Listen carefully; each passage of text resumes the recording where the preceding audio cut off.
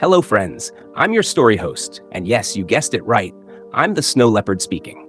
They call me the ghost of the mountains, but today you'll see my world, not as a ghost, but as a soul that breathes, hunts, and dreams in the icy silence of the Himalayas. Before we begin this journey through the snow, make sure to like this video and subscribe. It helps me stay strong and survive another day in these freezing peaks. Now, come with me into the white wilderness I call home.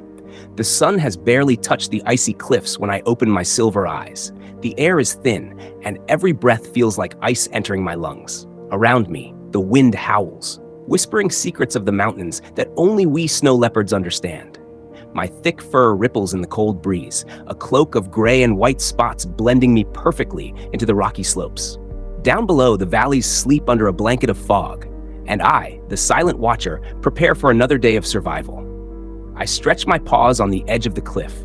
The world is endless here, a vast ocean of white peaks and echoing silence. My muscles are lean, powerful, but hunger gnaws at my belly. It's been 3 days since I last ate. The last blue sheep escaped my claws, leaping off a cliff before I could reach it. I can still hear its hooves clattering against the stone, its heartbeat racing with mine.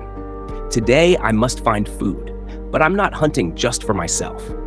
Behind the rocks, hidden deep in a small cave, my 2 cubs wait, their tiny bodies curled up close to their mother for warmth. Their fur isn't thick enough yet, their eyes still filled with innocence. When I leave, they mewl softly, afraid of the snowstorm outside. I nuzzle them one last time before stepping out. "Stay hidden, my little ones," I whisper in my mind. "Your mother will return." I move silently, every paw landing like a whisper on the frozen rock. The mountain is alive, but quiet. A chukar bird cries out in the distance, its wings fluttering desperately against the wind. Far below, I spot movement. A herd of Himalayan blue sheep grazing on a patch of brown grass where the snow has melted. My heart starts to pound. Food. Life. I crouch low, every muscle tensing. The wind must be in my favor. Slowly, I begin my approach, blending into the cliffside shadows. My tail, long and thick, helps me balance on the narrow ledges. Each step is deliberate. I can feel my heartbeat syncing with the rhythm of the wind.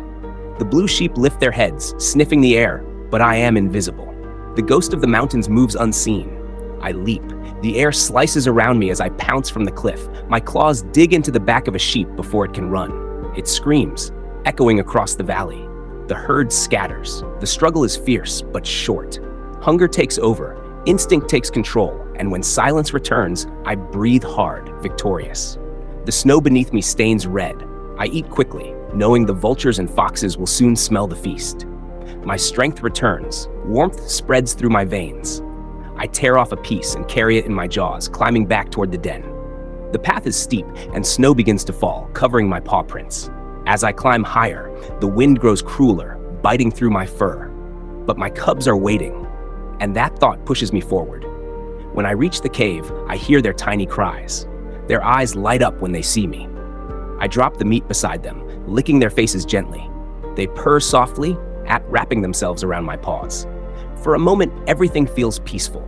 The storm outside rages, but in here we are together, a small family in a vast, frozen world. Days pass. The snow thickens. Food grows scarce again.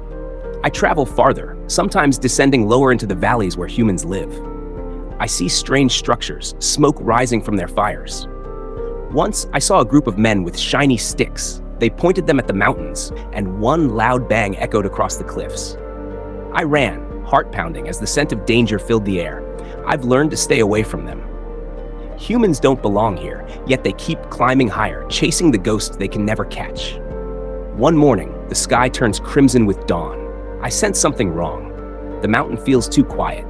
When I step out of the den, I find footprints, not of prey, but of another predator, a male snow leopard. He's larger, older, and desperate. The territory I live in once belonged to him, perhaps. And now, he's back. That night, the air fills with growls that echo off the cliffs. He appears out of the mist, fur bristling, eyes cold as ice. I stand my ground, tail whipping behind me. He roars, challenging me. My cubs hide deep inside the cave, trembling. I lunge first, claws slashing through the snow. We collide, teeth and fury, shadows twisting in the moonlight. The battle is fierce, silent except for the sound of claws scraping against rock.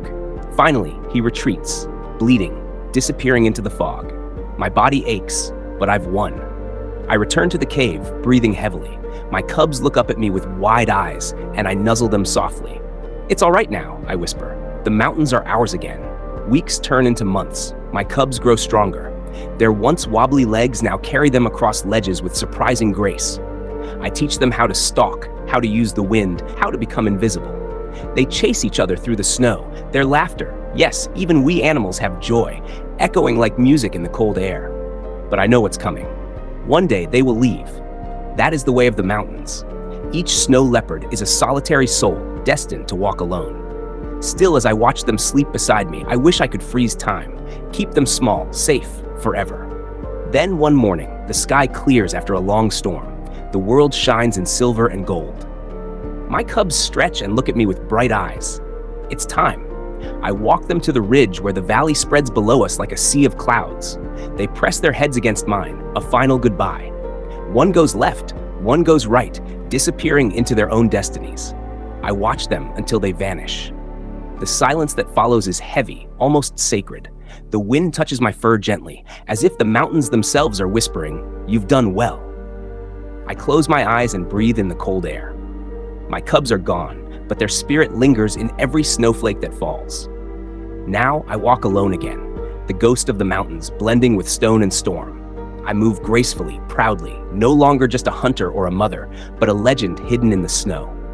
People might never see me, but my story continues, whispered through the wind, carried across the peaks. Because even in this frozen wilderness, love, loss, and life never truly disappear. They just fade into the mist and become part of the mountain's eternal song.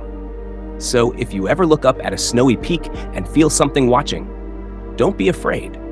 It's just me, the snow leopard, the spirit of these heights, watching over her world. And if you liked my story, don't forget to hit like and subscribe, because out here, even the ghost of the mountains needs a little love from the world below.